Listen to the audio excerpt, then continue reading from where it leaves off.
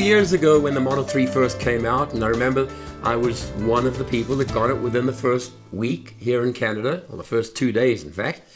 At that time, there was a tremendous amount of talk and a lot of bad press about the fact that you had this touch screen, and instead of controls you could just click and roll that were on the dashboard, you had to touch this electronic touch screen in order for things to happen.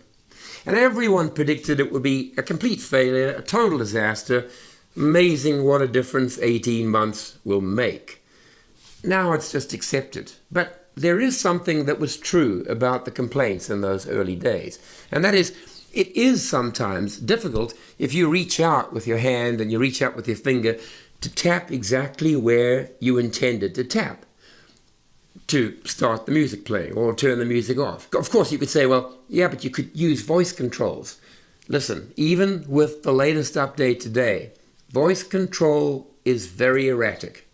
Sometimes it works, sometimes it doesn't. Sometimes I can get it to do almost anything, and other days, it doesn't even respond. Open the glove box. Open autopilot settings. Open the rear view camera.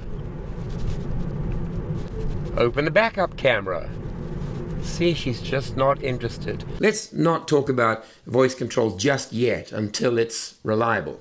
So what if I want to click more accurately? It's much easier to see it than to talk about it. So let's get out on the road and I'll show you just how I do it. Many people do this, and it's just not as accurate, and their fingers moving because the car is moving, and it really makes it very difficult to tap anything. So when I talk about using my fingers to stabilize, if I hold underneath here, I can reach up to about, let's say, in line with the bottom of the car. If I hang from the top, I can reach there too. So from the top, I can get down most of the screen. From the bottom, I can get up to about halfway, which means wherever I am, bracing from the right, the top, the bottom, I have a stable way of tapping and aiming and knowing that I'm going to hit things correctly. And all I'm doing is bracing my fingers underneath. You can brace from there, and then your thumb is very stable when you tap if your fingers are holding on.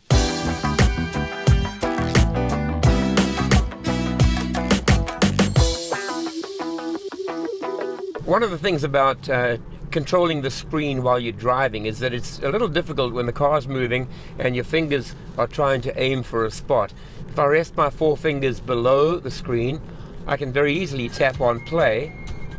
We'll turn it off so we don't get hit by copyright. We can very easily tap something very accurately.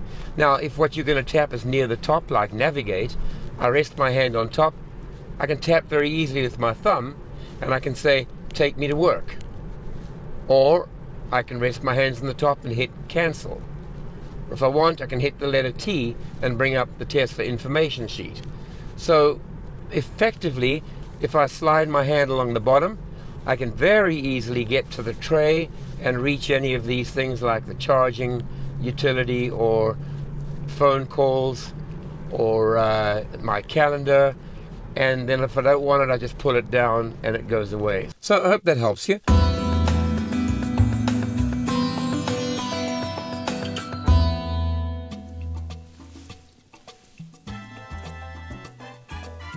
Forgotten about that.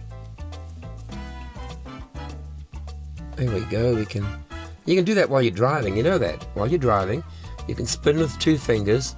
You can see it from behind, see it from the top. You can turn it round and see it like that. If you do nothing, it will return to the normal orientation after about 10 seconds, and there it goes. There you are. It's not difficult to do, but to get out and practice it, look, it's going to be much better when voice controls are reliable and they can be trusted. At the moment, I have days when I can say anything to it, and it does it. And days like today, when I recorded this episode, it just pretends I said nothing. And I don't know why that is. I'm not doing anything different on my end.